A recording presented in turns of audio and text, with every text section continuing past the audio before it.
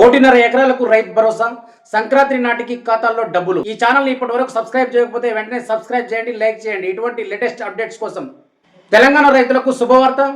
సంక్రాంతి పండుగకు ముందే రైతు ఖాతాల్లో డబ్బులు జమ కానున్నాయా? 1.5 ఎకరాలకు రైతు భరోసా ఇవ్వనున్న కాంగ్రెస్ ప్రభుత్వం నిర్ణయం వెనుక అసలు కథ ఇదే. గత సీజన్లో ఇచ్చినట్టుగానే ఈసారి కూడా 1.5 ఎకరాలకు రైతు భరోసా అందించేందుకు కాంగ్రెస్ ప్రభుత్వం సిద్ధమవుతుంది. యాసంగి సీజన్లో పెట్టుబడి సాయం కింద సంక్రాంతి నాటికి రైతు భరోసా నగదు నేరుగా రైతుల ఖాతాల్లో జమ చేయాలని యోచిస్తుంది ప్రభుత్వం. రైతు భరోసా పథకం ఎలా పనిచేస్తుంది? రైతు భరోసా పథకం కింద ప్రతి ఎకరానికి 6,000 చొప్పున సంవత్సరానికి 2 విడతల్లో నగదును అందించనున్నారు. అంటే ఒక్క రైతుకు ఏడాదికి ఒక్క ఎకరానికి మొత్తం 12,000 రూపాయలు ప్రభుత్వం అందించనుంది. ఈ పథకం సాగు భూములకు మాత్రమే వర్తిస్తుందని ప్రభుత్వం స్పష్టం చేస్తుంది. అయితే ఇప్పటి వరకు సాగు భూముల పూర్తి లెక్క ఇంకా తేలలేదు.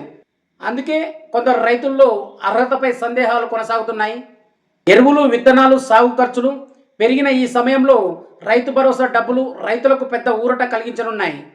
సంక్రాంతికి ముందే డబ్బులు వస్తే పంట సాగుకు ఎంతో ఉపయోగపడుతుందని రైతులు భావిస్తున్నారు.